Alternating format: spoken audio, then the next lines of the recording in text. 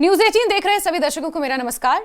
और आगे इस वीडियो में हम बात करेंगे कि किस तरह पाकिस्तान अपने आतंकियों को पाल पोस रहा है, आतंकवादियों को फंड कर रहा है, यहां तक कि जो आतंकवादी ऑपरेशन सिंदूर में मारे गए हैं उन्हें मुआवजा तक देने का प्लान पाकिस्तान के पास है।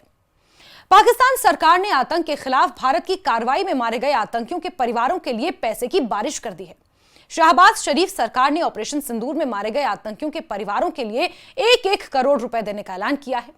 सहायता राशि पाने वालों में जैश ए मोहम्मद सरगना मसूद अजहर का भी नाम शामिल है। उसे 14 करोड़ रुपए मिल सकते हैं क्योंकि उसके परिवार के 14 सदस्यों की मौत हुई है। इस लिहाज से उसे 14 करोड़ रुपए भी मिलेंगे। यह कोई हैरत की बात नहीं है कि पाकिस्तान सरकार आतंकियों से इतनी सहानुभूति क्यों रखती है, लेकिन हैरत इस बात पर हो रही है कि आखिर पाकिस्तान और आतंकवाद का रिश्ता जानते हुए भी क्यों अमेरिकी प्रशासन ने ऑपरेशन सिंदूर से घबराए शहबाज शरीफ और पाकिस्तान की सेना की मदद करने की ठानी और भारत सरकार से बात करने के लिए वाइस प्रेसिडेंट जेडी वेंस ने नंबर भी घुमा दिया। दरअसल जब अपने सैन्य हवाई अड्डों और न्यूक्लियर आर्म्स के ठिकानों पर भारत की अचूक बमबारी से पाकिस्तान बेदम हुआ जा रहा था, शहबाज शरीफ की जुबान लड़खड़ा रही थी और आसिम मुनीर का ड्रोन का दांव बेकार जा रहा था, तब पाकिस्तान ने ट्रंप से गुहार लगाई, हमें बचा लीजिए। और अमेरिका तैयार भी हो गया। क्यों तैयार हो गया? पहली बात तो यह कि ट्रंप को बैठे बिठाए भारत पाकिस्तान की लड़ाई में चौधरी बनने का मौका मिला। ट्रंप की कोशिश तो रूस यूक्रेन में भी मध्यस्थ की भूमिका निभाने की है, लेकिन वहां उसकी दाल नहीं गल रही।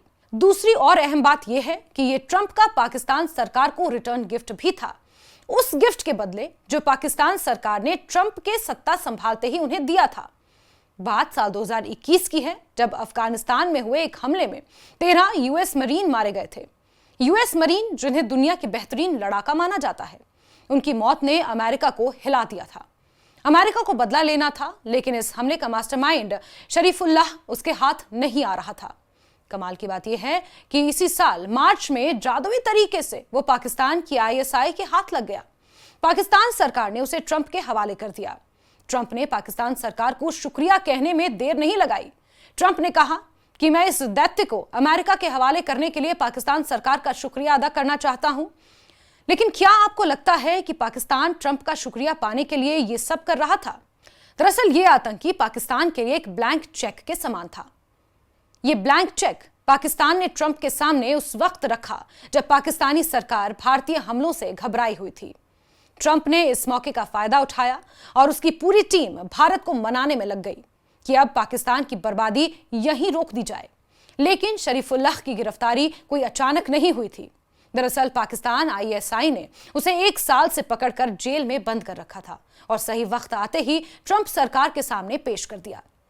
पाकिस्तान के लिए इस तरह से आतंकवादियों को पाल पोस कर बड़ा करना, उनसे हमले करवाना और फिर वक्त आने पर उनको बलि का बकरा बना देना कोई नई बात नहीं है।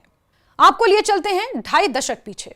साल 2002 में बाली के नाइट क्लब में धमाकों ने 200 लोगों की जान ले ली थी, जिसमें बड़ी तादाद अमेरिकी नागरिकों की भी थी। हमले का आरोपी जेमाह इस्लामिया का आतंकी उमर पटेक था। अमेरिकी सरकार ने उस पर $1 मिलियन का इनाम भी रखा था। 5 जनवरी 2011 को अचानक यह आतंकी पाकिस्तान सुरक्षा एजेंसियों के हत्थे चढ़ गया। पाकिस्तान ने बिना वक्त गवाए उसे अमेरिका के हाथों सौंप दिया। साल 2010 में तालिबान का कमांडर मुल्ला अब्दुल गनी बरादर भी अचानक आईएसआई के हाथों आ गया था और उसे भी तुरंत ही अमेरिका के हवाले कर दिया गया था। ओसामा बिन लादेन और उसके कुरियर अबू अहमद अल कुवैती की कहानी तो इतिहास के पन्नों में इस कदर दर्ज है कि जिसे कभी मिटाया नहीं जा सकता। लादेन एटाबाद में उस जगह मारा गया जो पाकिस्तानी फौज के हेडक्वार्टर से महज 800 मीटर की दूरी पर था। यही वजह है कि पाकिस्तान ने भारतीय हमले में मारे गए आतंकियों के परिवारों के लिए 1-1 करोड़ रुपए देने का ऐलान किया है। इसके कई फायदे हैं। फौरी तौर पर यह संदेश गया कि आतंकियों को वो अपने फौजियों की तरह मानता है और उनके मारे जाने के बाद उनके परिवारों की देखभाल भी अपनी जिम्मेदारी समझता है।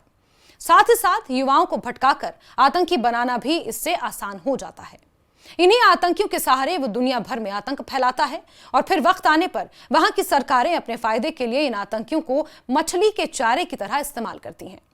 यही वजह है कि अपने आप को बहुत बड़ा डील मेकर कहने वाले ट्रंप भी पाकिस्तान के ऑफर को ठुकरा नहीं पाए थे और शरीफुल्लाह को स्वीकार करते हुए पाकिस्तान के एहसान तले दबे हुए थे। जब पाकिस्तान की जान भारतीय हमलों से निकलने लगी तो उसकी मदद के लिए भी ट्रंप आगे आ गए।